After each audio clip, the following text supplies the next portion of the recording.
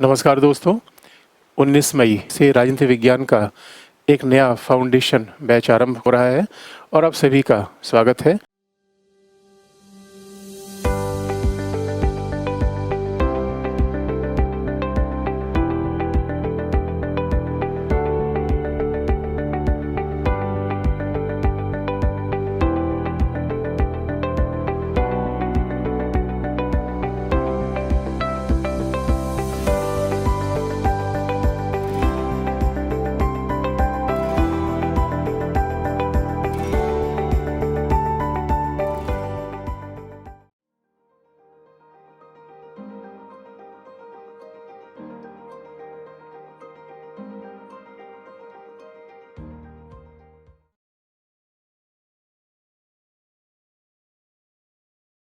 नमस्कार दोस्तों, आज हम एक वर्तमान टॉपिक पे चर्चा करेंगे। फ़िलिस्तीन संकट पे बहुत चर्चा हो रही है, इस समय बड़ा ही ज्वलंत मुद्दा है। तो ज़रा देखें इतिहास से लेकर वर्तमान तक फ़िलिस्तीन के मुद्दे पे क्या प्रॉब्लम रही है, क्या समाधान है और भारत का दृष्टिकोण क्या है। अगर हम फ़िलिस्तीन समस्या का सारांश देखें तो वास्तविक तौर पर फ़िलिस्तीन समस्या शुरू होती है फ़िलिस्तीन के विभाजन से, और विभाजन हुआ 1948 में। फ़िलिस्तीन की समस्या जो शुरू होती है वो 1948 के विभाजन शुरू होती है। और जैसे 1948 में बंटवारा किया गया, क्योंकि उसके पहले फ़िलिस्तीन ब्रिटेन के पास था और लीग ऑफ नेशंस जो पहले वर्ल्ड वार के बाद बना था, उसने एक मैंडेट प्रणाली लागू कर रखी थी। और मैंडेट प्रणाली का मतलब ये था कि जो भी देश स्वयं को शासित करने में समर्थ नहीं है और पहले वर्ल्ड वार में वे तो जर्मनी या टर्की के नियंत्रण में रहे थे, उन पर संयुक्त राष्ट्र संघ उन्हें गोद ले लेगा, उनका देखभाल करेगा और जब भी वो शासन के लिए सक्षम हो जाएंगे उन्हें आज़ाद कर दिया जाएगा। तो फ़िलिस्तीन भी ब्रिटेन के नियंत्रण में था। जब हम फ़िलिस्तीन की बात करते हैं तो इसका मतलब है कि भौगोलिक रूप में अरब क्षेत्र है ये, और वह क्षेत्र जो कि भूमध्य सागर और जॉर्डन नदी के बीच का क्षेत्र है वो फ़िलिस्तीन कहलाता है। भाषा है अरब, और जब हम अरब राष्ट्र की बात करते हैं तो अरब का मतलब है पश्चिम एशिया में ईरान के अलावा, चूँकि ईरान में अरब एक लैंग्वेज है, अरबिक लैंग्वेज है। तो पश्चिम वेस्ट एशिया में ईरान के अलावा, ईरान में पर्सिया लैंग्वेज बोली जाती, पूरे वेस्ट एशिया में और नॉर्थ अफ्रीका में जो भी देश अरबी भाषा बोलते हैं वो क्षेत्र अरब कहलाता है। और ये 99% इसमें इस्लामी देश है, इस्लाम धर्म है, अरब भाषा है। तो फ़िलिस्तीन एक ऐसा भौगोलिक क्षेत्र जो कि जॉर्डन नदी और भूमध्य सागर के बीच का स्थित क्षेत्र था और इस पे मैंडेट था ब्रिटेन का। लेकिन एक ऐसा संयोग था कि फ़िलिस्तीन में बहुमत में इस्लाम के अनुयायी थे, लेकिन 1910 के बाद, अगर 1910 के आंकड़े देखे जाए तो फ़िलिस्तीन में बहुमत इस्लाम के अनुयायी थे। लेकिन द्वितीय विश्व युद्ध के बाद तक आते आते अचानक फ़िलिस्तीन का डेमोग्राफिक आंकड़ा चेंज हो गया, और ये माना जाता है कि दुनिया में ये इतना तेज़ डेमोग्राफिक आंकड़ा शायद ही कहीं चेंज हुआ हो। तो उन द्वितीय विश्व युद्ध के बाद तक आते आते मूल तौर पे यहाँ यहूदी बहुमत में आ गए और फ़िलिस्तीनी अल्पमत में आ गए। अगर इसके पीछे कारण देखा जाए, दो बहुत बड़े कारण थे कैसे ये डेमोग्राफिक चेंज हुआ और कैसे जो यहूदी अल्पमत में थे बहुमत में आ गए। पहला, यहूदीवाद का आंदोलन, और यहूदीवाद का आंदोलन यहूदियों ने आगे बढ़ाया, जिसके अनुसार जितने भी यहूदी हैं पूरी दुनिया के, उनका मूल धार्मिक देश है फ़िलिस्तीन। तो वहाँ पे वो फ़िलिस्तीन में आए, चूँकि यहीं पे उनके धर्म का उद्भव हुआ था और उनका ऐसा मानना है कि यहाँ से हमें विस्थापित किया गया। दूसरा कारण, यहूदीवाद उतना बड़ा कारण नहीं था, लेकिन दूसरा बहुत बड़ा कारण बन गया, और वो था जर्मनी के द्वारा यहूदियों पर अत्याचार। तो जिस तरीके से हिटलर ने यहूदियों पर अत्याचार किया, तो फिर यहूदी भाग भाग के फ़िलिस्तीन आए। तब उन्हें लग गया कि नहीं, अपना एक राष्ट्र होना चाहिए। और यहूदी ऐसे थे जो बड़े पढ़े लिखे थे, बड़े सक्षम थे, और कहा भी जाता है कि जर्मनी की पूरी अर्थव्यवस्था और विज्ञान के प्रगति में यहूदियों का बड़ा योगदान था। और ये दो कारण थे जिससे यहूदी फ़िलिस्तीन आए, और फ़िलिस्तीन का जननांकीय आंकड़ा यहूदियों के पक्ष में आ गया। और 1948 में संयुक्त राष्ट्र संघ की सहमति के द्वारा और ब्रिटेन ने फ़िलिस्तीन का डिवीज़न कर दिया, यानी औपचारिक रूप में डिवीज़न संयुक्त राष्ट्र संघ का ही था, और ब्रिटेन ने इसका समर्थन किया क्योंकि ब्रिटेन जैसे देश सुरक्षा परिषद के स्थायी सदस्य थे। तो अब मैंडेट प्रणाली बदल गई थी संयुक्त राष्ट्र संघ की सुरक्षा परिषद में। तो अब ब्रिटेन फ़िलिस्तीन का डिवीज़न हो गया, और जैसे फ़िलिस्तीन का बंटवारा हुआ, यही संघर्ष शुरू हो गया। जब फ़िलिस्तीन का बंटवारा हुआ तो बंटवारे वाले फ़िलिस्तीन में फ़िलिस्तीनियों को क्या मिला, इजराइल को क्या मिला? तो आप देखेंगे फ़िलिस्तीन को मिला पश्चिमी किनारा, ये पश्चिमी किनारा जॉर्डन नदी का, चूँकि फ़िलिस्तीन इधर जॉर्डन नदी है और इधर भूमध्य सागर है, उसके बीच का क्षेत्र है। तो सामरिक रूप में भी इसकी भू राजनीतिक अवस्थित भी बड़ी उल्लेखनीय है। इधर समुद्र के पास है, इधर नदी है। और जब ये तय हुआ कि दोनों का डिवीज़न होगा तो आप देखेंगे समस्या आई, चूँकि भारत पाकिस्तान के डिवीज़न में भी समस्या आई थी। क्योंकि फ़िलिस्तीन का जब डिवीज़न होगा तो जनसंख्या के हिसाब से होगा, जहाँ यहूदी जनसंख्या होगी वो इजराइल को मिलेगा और जहाँ अरबिक जनसंख्या होगी फ़िलिस्तीन को मिलेगा। तो अब चूँकि जनसंख्या का क्षेत्र अलग अलग था, इसलिए अरबिक पॉपुलेशन जहाँ पे थी वो गाज़ा का क्षेत्र है, और दूसरा है पश्चिमी किनारा, और तीसरा है पूर्वी यरूशलेम जो पश्चिमी किनारे का ही पार्ट है। यहाँ पे बिंदिस जो दिख रहा है, ये 3 एरिया मिल गया फ़िलिस्तीन को। शेष क्षेत्र किसे मिल गया, इजराइल को। अब स्वाभाविक रूप में इजराइल को ज़्यादा क्षेत्र मिला क्योंकि इजराइल की जनसंख्या ज़्यादा थी, और फ़िलिस्तीन को 2 अलग अलग भागों में रहना पड़ा, ठीक वैसे ही जैसे भारत पाकिस्तान के डिवीज़न में हुआ। तो वही जनसंख्या के अनुसार से आप डिवीज़न करेंगे तो फिर जनसंख्या की अदला बदली तो हो नहीं सकती, वो अपने आप में प्रॉब्लम होती है। इसे कई बार कहा भी जाता है कि धार्मिक आधार पर राज्यों का बनना बड़ी कठिनाई पैदा करता है, वो चाहे फ़िलिस्तीन में हो, इजराइल में हो, चाहे भारत में हो। अब जैसे फ़िलिस्तीन का डिवीज़न हुआ और इजराइल एक नया राज्य बना 1948 में, फ़िलिस्तीन का डिवीज़न हुआ तो फ़िलिस्तीन तो रहा ही। उसके बाद फ़िलिस्तीन 3 भागों से मिलकर बना, गाज़ा, पश्चिमी किनारा, पूर्वी यरूशलेम, और शेष हिस्सा मिल गया इजराइल को। ये पूरा शेष हिस्सा है, ये मिल गया इजराइल को। अब यही समस्या शुरू हुई जैसे ही इजराइल नामक एक नए राज्य का निर्माण 1948 में हुआ। अरब राज्यों ने कहा कि नहीं, हम इसे स्वीकार नहीं करेंगे। अरब राज्यों ने कहा कि ये हमारी ज़मीन पे अवैध संतान है, इसका विनाश किया जाएगा। और यहीं से अरबों ने मिल के इसराइल पे हमला कर दिया, और ये हमला 48 में था। और इजराइल के जितने पड़ोसी थे सब उस हमले में शामिल थे। उसे मिस्र नेतृत्व कर रहा था, उसके बाद सीरिया था, लेबनान था, जॉर्डन था और इराक भी था। इन सारे लोगों ने मिलकर हमला कर दिया इजराइल पे, क्योंकि उनका कहना था कि नहीं नहीं, ये तो अवैध संतान है। लेकिन उस हमले में ये सारे राज्य हार गए, क्योंकि पश्चिम एशिया में पहला छोटे छोटे राज्य पहले से ही हैं। अब छोटे छोटे राज्य हैं, इनकी समस्या ये है कि शासन की प्रणाली आज भी राजतंत्रिक किस्म की है। शासन में कबीलाई तंत्र है, और वास्तविक तौर पर पश्चिम एशिया आर्थिक रूप में बड़ा संपन्न क्षेत्र है, क्योंकि द्वितीय विश्व युद्ध के बाद जैसे तेल और गैस के संसाधन मिले, इस वजह से पश्चिम एशिया का आर्थिक महत्व पूरी दुनिया के सामने आ गया। तो जब ये डिवीज़न हुआ, सारे अरब राज्यों ने मिलकर इजराइल पे हमला किया। चूँकि इजराइल यहूदी पहले ही बड़ी संपन्न है, यहूदी समुदाय अपने आप में ऐसा माना जाता है दुनिया का सबसे छोटा और संपन्न समुदाय। तो तकनीक रूप में, आर्थिक रूप में बड़े मजबूत थे, और कहा भी जाता है कि फ़िलिस्तीन की स्थिति, इजराइल की स्थिति ऐसी है जैसे 32 दांतों के बीच में जीभ हो। तो इजराइल ने हमेशा सुरक्षा व्यवस्था पे ज़्यादा बल दिया, क्योंकि उसे खतरा हमेशा था। इस अरब के वॉर में इजराइल जीत गया, वॉर जीत गया, लेकिन अरब फिर भी परास्त होने को तैयार नहीं थे।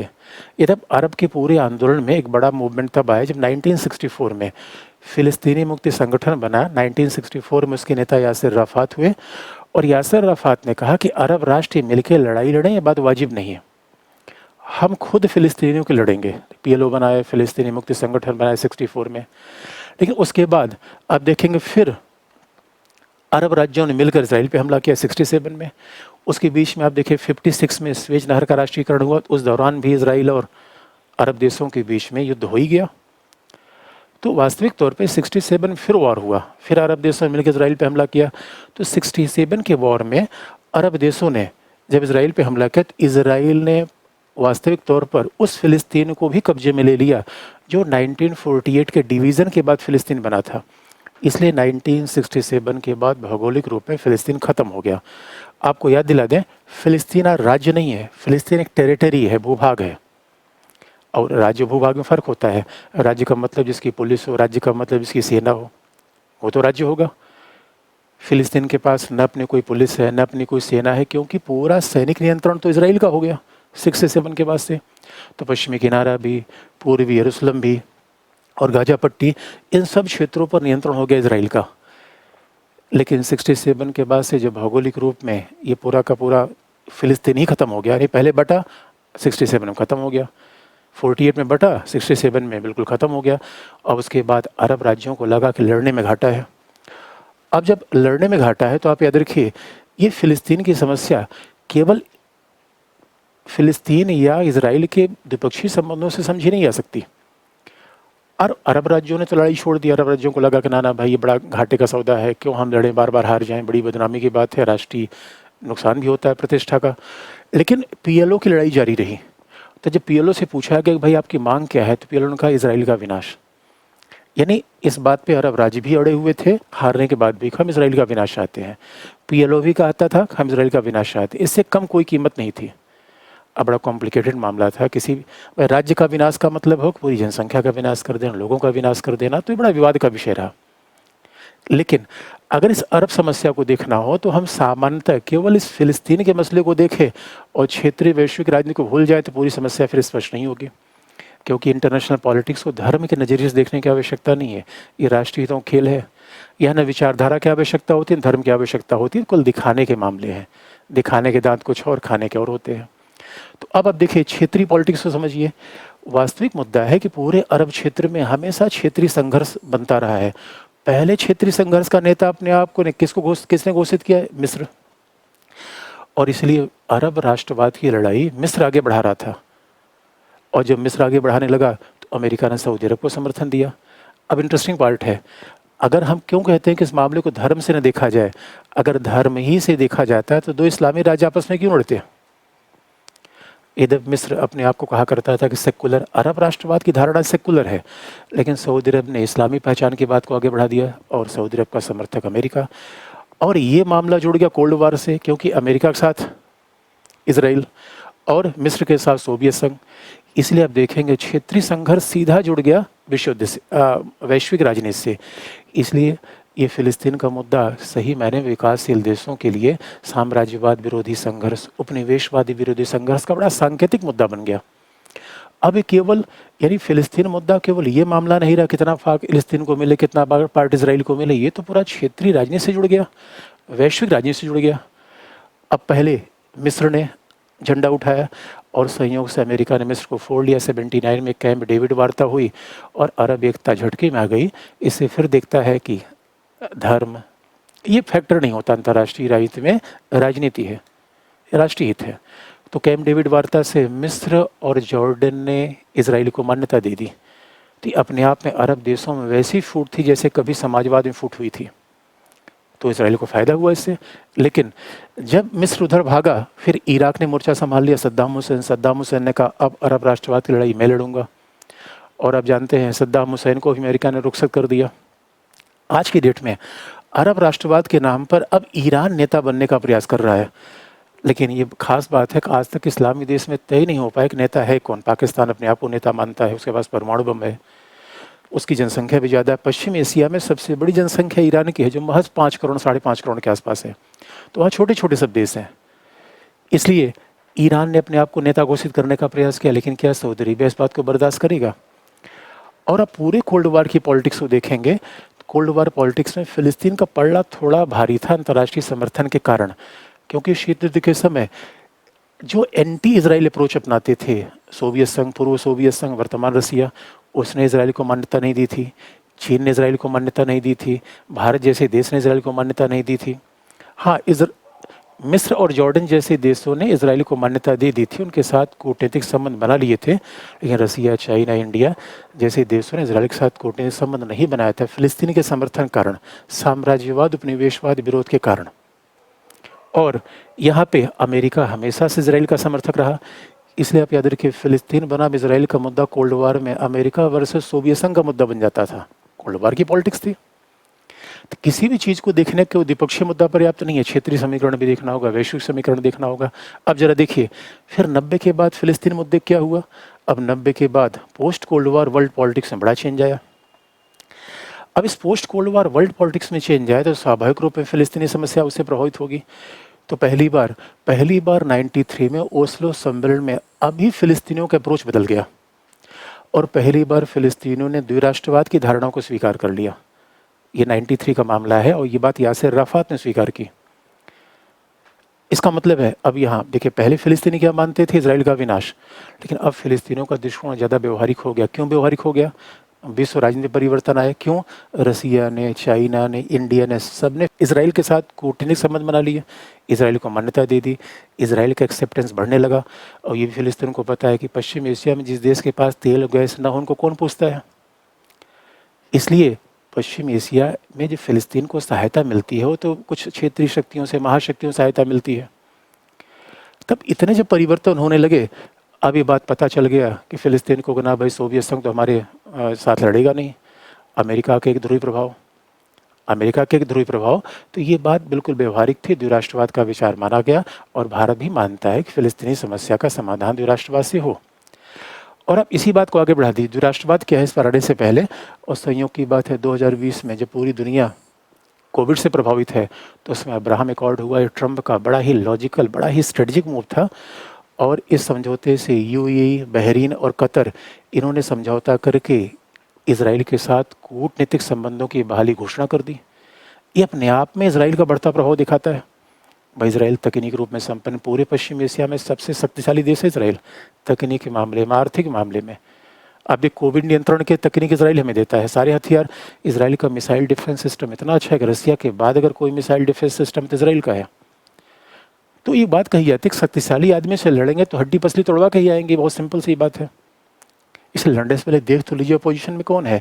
इसलिए एक फैक्ट हम पोस्ट कोल्ड वॉर वर्ल्ड में देखेंगे, इसराइल का महत्व बढ़ने लगा, पहला। दूसरा, पश्चिम एशिया में, और आप याद रखिए चाहे यूएई हो, चाहे बहरीन हो, चाहे कतर हो, अगर ये साथ आ गए सऊदी अरेबिया भी इनडायरेक्टली आ ही जाएगा। इसका मतलब पश्चिम एशिया में बड़ा एक डायनेमिक शिफ्ट हो रहा है। आज इसराइल से समस्या लोगों को कम है, समस्या ईरान से ज़्यादा है। वास्तविक मुद्दा ये है, पश्चिम एशिया के देश, ये कहने को तो भले लोग कुछ देश ये कह देते हैं कि अमेरिका विरोधी, हम अमेरिका विरोधी है। वास्तविक रूप में पश्चिम एशिया के ज़्यादा देश ईरान से समय डर रहे हैं अमेरिका के बजाय, अमेरिका से संबंध अच्छा बनाना चाहते हैं वो। हकीकत कुछ और है, बोलने की बात कुछ और है।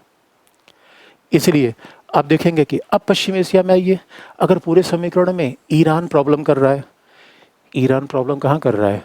ईरान यमन को आगे बढ़ा रहा है, यमन में ईरान हौथी शियाओं को आगे बढ़ रहा है, सऊदी अरेबिया परेशान है। और आप जानते हैं कि यूएई विकास का मॉडल है पूरे पश्चिम एशिया में, और यूएई में आतंकवाद होगा तो पूरा वेस्ट एशिया प्रभावित होगा।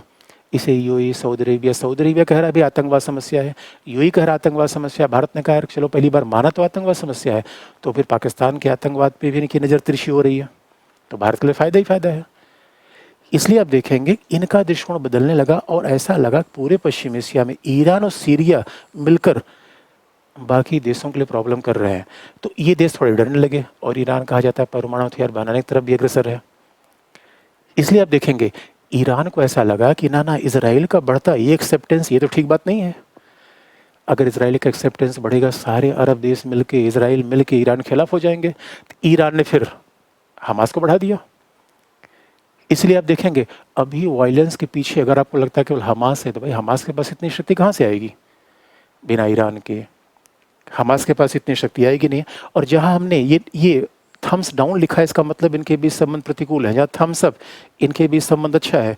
यानी ये पश्चिम एशिया में बहुत बड़ा घटनाक्रम है कि ईरान अलग थलग पड़ रहा है, और ईरान ने पूरे मामले घुमाने के लिए फिर एक नया ही समीकरण को आगे बढ़ा दिया। अब दूसरी बात है वैश्विक राजनीति, अगर आप देखेंगे कोई यूएसए रसिया टकराव चल रहा है, यूएसए चाइना टकराव चल रहा है, जहां थम्स डाउन लिखे टकराव चल रहा है। कह रहे हैं वैश्विक राजनीति को दीर्घे बिना कैसे पश्चिम एशिया में आप देखेंगे रसिया और चाइना अगर अमेरिका के खिलाफ जा रहे हैं, तो ये अमेरिका को चैन की सांस लेने देंगे क्या? तो ये कभी नहीं चाहेंगे कि वेस्ट एशिया शांतिपूर्ण बना रहे। और चूँकि अगर अमेरिका की प्रॉब्लम रसिया से भी है, अमेरिका की प्रॉब्लम चाइना से भी है, तो अमेरिका ईरान एक दुश्मन है। इस दुश्मन का दुश्मन दोस्त, ये कोर्टिल ने पहले कह दिया है। इसलिए अमेरिका इजराइल का दोस्त है, इस वजह से इजराइल है, अमेरिका है, ये बहुत ही निकट है। और दोनों मिलकर चाहते कि ना ईरान को पीछे किया जाए। रसिया और चाइना समर्थन किसको दे रहे हैं? ईरान को। रसिया चाइना ईरान को समर्थन दे रहे हैं। तो आप समझ लीजिए कि ईरान, इसलिए कहा जाता है कि अमेरिका के द्वारा, संयुक्त राष्ट्र संघ के द्वारा ईरान पे तमाम प्रतिबंध लगाए जा रहे हैं, लेकिन सफल नहीं हो पा रहे हैं, क्योंकि रसिया और चाइना बिल्कुल नहीं चाहेंगे कि अमेरिका को यहाँ शांति मिले।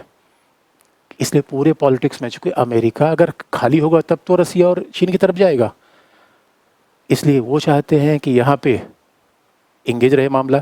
इसे आप याद रखिए, फिलिस्तीन को किसी की चिंता नहीं है। ये सब तो पॉलिटिक्स में दिखाने का मुद्दा है, चाहे वो इसी की बैठक हो।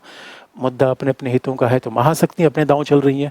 तो जहाँ जब हमने एरो दिखा रखा है, थम्स डाउन का मतलब संबंध प्रतिकूल है, संबंध मित्रतापूर्ण है, थम्स अप का मतलब संबंध मित्रतापूर्ण है। तो अगर आपको लगता हो कि ईरान के लिए कोई रो रहा है, बेकार की बात है। ये सब दिखावे ऐसी बात होती है कि एक पड़ोसी दूसरों को पीट रहा है, मैं दोनों अपने हाथ जेब में रख के कहूँ बहुत बुरा हो रहा है, बहुत बुरा हो रहा है। अरे बहुत बुरा हो रहा है, इसके पीटने वाला बच गया क्या? इसे आप याद रखिए, पॉलिटिक्स में सब लोग अपने हितों की बात करते हैं। अब इस कॉन्टेक्स्ट में देखेंगे, फिर आप पूछेंगे सर ये बताओ समस्या का समाधान क्या होगा? तो समस्या का समाधान तो बड़ा आसान है, होगा नहीं। आप किसी भी समस्या का समाधान बताओ और हमें स्वाभाविक रूप में समाधान लिखना है। समाधान हो ना हो मुझे क्या पता है। समाधान बड़ा सिंपल है कि समाधान होता है यार, मैं क्यों नहीं, मेरा तो मेरा है, आपका भी मेरा है। अब देखिए समाधान क्या है, ये 93 में स्वीकार कर लिया गया कि समाधान क्या है, दो राष्ट्रवाद बना दो, एक फिलिस्तीन होने, दोनों सहअस्तित्व के रहे, दोनों साथ साथ रहें, यानी इजराइल के विनाश करने वाली धारणा छोड़ी जाए। तो ये बात मान ली गई, यही समस्या का सिंपल समाधान, दो दो राज्य अलग रह जाए। और फिर उस दो राज्य में फिलिस्तीन को क्या मिलेगा? 1967 के पहले जो भी फिलिस्तीन के पास था वो सब फिलिस्तीन को मिलेगा। 1967 के पहले, तो 1967 के पहले फिलिस्तीन के पास क्या था? गाजा था, पश्चिमी किनारा था, पूर्वी यरूशलेम था। ये सब मिलना चाहिए। लेकिन और आप देखेंगे भारत हमेशा ही कहता है, भारत कहता है भाई देखो हम द्विराष्ट्रवाद का समर्थन करते हैं, और इसे भारत कहता है ना हिंसा का समर्थन नहीं करना है। और भारत की समस्या, भारत के दोनों मित्र हैं, तो भारत अगर दो मित्र हमारे आपस में लड़ रहे हैं तो हम किसी के साथ क्यों जाएं? इसलिए भारत का बड़ा स्टैंड बहुत क्लियर है कि भाई शांतिपूर्ण तरीके से आप हल करिए, द्विराष्ट्रवाद को मानिए। लेकिन खास तौर पर भारत ने किसी देश विशेष को क्रिटिसाइज नहीं किया है। हम क्यों क्रिटिसाइज करें? अपने हित हमारे भी हैं। और दूसरा, लेकिन इस प्रॉब्लम द्विराष्ट्रवाद में प्रॉब्लम कहाँ है? पहला आंतरिक है, पहला द्विराष्ट्रवाद में आंतरिक प्रॉब्लम है, क्योंकि फिलिस्तीन के दो धड़े हैं। इस समय फिलिस्तीन में प्रॉब्लम आई, क्योंकि फिलिस्तीन की प्रॉब्लम कहाँ पे आई? यासिर अराफात जो मूल नेता थे फिलिस्तीनी के, उनकी डेथ हो गई 2004 में। और जैसी यासिर अराफात की डेथ हुई, उस स्पेस को भरने के लिए यासिर अराफात ने द्विराष्ट्रवाद के विचार को मान लिया था। अब यासिर अराफात के इस द्विराष्ट्रवाद के विचार को खंडित करने के लिए हमास आ गया। यानी 2006 के बाद हमास ने गाजा क्षेत्र में चुनाव भी जीत लिया। अब आप कहेंगे सर अगर वहाँ पे राज्य नहीं है, सरकार नहीं, चुनाव क्या मतलब है? यानी स्थानीय शासन है, राज्य सरकार नहीं है। क्योंकि याद रखिए राज्य की मतलब क्या है? चार एलिमेंट होने चाहिए, भूभाग होना चाहिए, लोग होने चाहिए, सरकार होनी चाहिए, संप्रभुता होनी चाहिए। और संप्रभुता कहाँ से होगी? पुलिस और सेना से।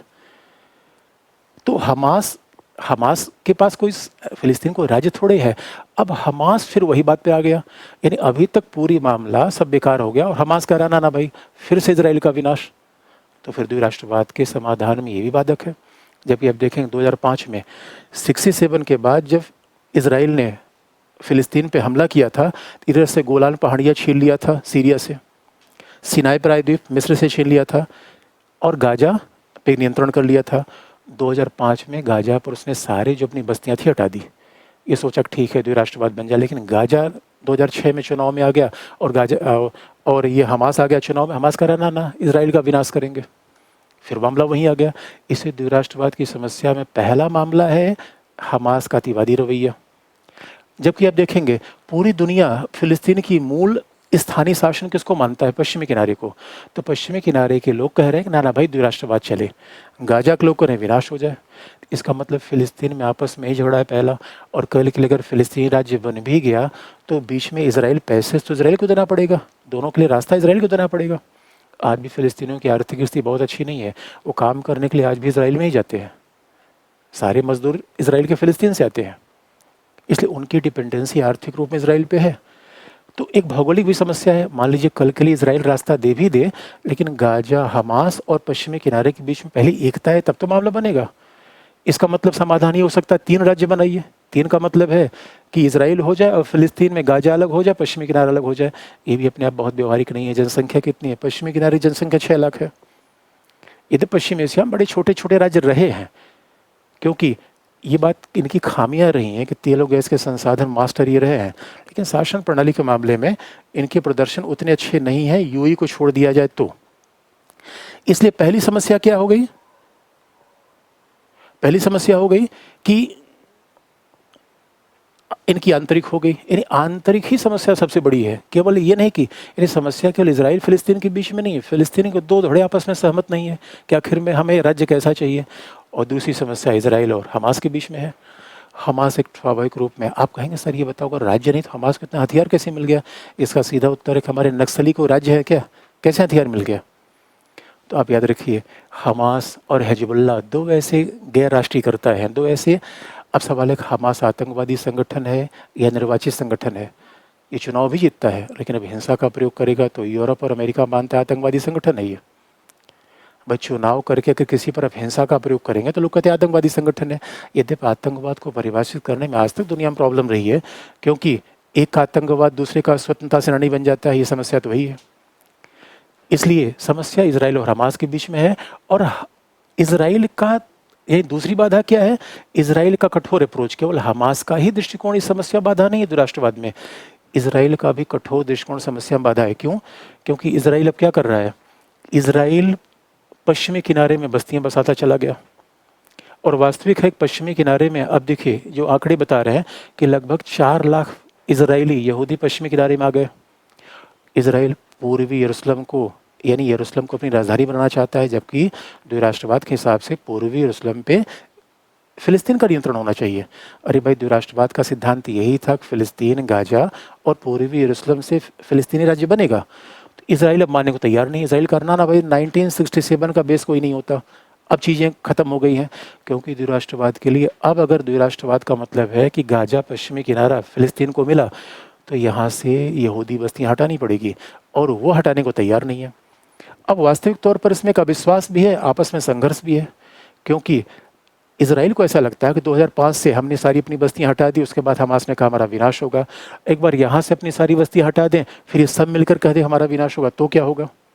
तो यहाँ पे बड़ा अविश्वास किस्म का बना हुआ है। इसीलिए समस्या में आज तक बाधा बनी हुई है, समस्या का समाधान नहीं हो पाया। तो समस्या के समाधान न होने में 3 कारण है। समस्या का समाधान बड़ा स्पष्ट है, द्विराष्ट्रवाद। समाधान होने में प्रॉब्लम कहाँ पे है? पहला, फिलिस्तीन की आंतरिक समस्या। दूसरा, इसराइल का कठोर दृष्टिकोण। तीसरा, हमास का कठोर दृष्टिकोण। हमास का इसराइल का विनाश कर देंगे, और इसराइल का रत्ती भर जमीन नहीं छोड़ेंगे। और इसलिए अब इस पूरे संघर्ष में ईरान इसराइल के भी दुश्मनी है। तो ईरान जानता है इसराइल शक्तिशाली देश है, इसलिए ईरान क्या करता है? आतंकवाद को आगे बढ़ावा दे रहा है। हिजबुल्लाह लेबनान से काम करता है, और हमास स्वाभाविक रूप में गाजा से काम करता है। और हमास ने अगर सारे हथियार अर्जित कर लिए तो निश्चित तौर पर ईरान की सहायता से और देशों की सहायता से, क्योंकि यहाँ ईरान ही मूल सहायता करेगा। वैसे बाकी महाशक्तियों की सहायता होगी, इसके बारे में इनकार नहीं किया सकता, क्योंकि पॉलिटिक्स में बहुत सारी चीज़ होती है, दिखती नहीं। इसलिए आप याद रखिए, कहीं पे निगाहें कहीं पे निशाना, ये तो पॉलिटिक्स में होता है। और जबकि इंटरेस्टिंग पार्ट है, कई बार तो लड़ाइयाँ सिया और सुन्नी के आधार पे पश्चिम एशिया में दिखती हैं, लेकिन यहाँ पे हिजबुल्लाह सिया संगठन है, हमास सुन्नी है, फिर भी दोनों इकट्ठा हैं इसराइल को नुकसान पहुँचाने के लिए। लेकिन वास्तविक ये है कि इसराइल के खिलाफ इन लोगों को कितना समर्थन मिल पाएगा, उसी बात में दो राय है। ओआईसी की बैठक हुई, ओआईसी भी डिवाइडेड है, क्योंकि यूआईसी के लीडर सऊदी अरेबिया ने भले ही कह दिया कि ना हम शांति चाहते हैं, हम निंदा करते हैं। सऊदी अरेबिया की समस्या इसराइल से ज़्यादा इस समय ईरान से है, और यूएई वगैरह बिल्कुल चाहते हैं कि ईरान प्रॉब्लम कर रहा है। ये हमारा अप्रोच नहीं, ये खुद वेस्ट एशियाई देशों का अप्रोच है, ऐसा उनका मानना है। इसलिए वास्तविक तौर पर ईरान वैसे फिलिस्तीन वैसे शतरंज का मोहरा बना हुआ है, जैसे शतरंज की विसात में बड़ी सारे गोटियां चलती हैं, और पिस कौन रहा है? फिलिस्तीन के लोग, पिस रहे फिलिस्तीन के लोग, और पूरी पॉलिटिक्स हो रही है दोस्तों, सब अपने राष्ट्रीय हितों को भाज रहे हैं। यही राजनीति का यथार्थ है, यही फिलिस्तीन की समस्या। धन्यवाद।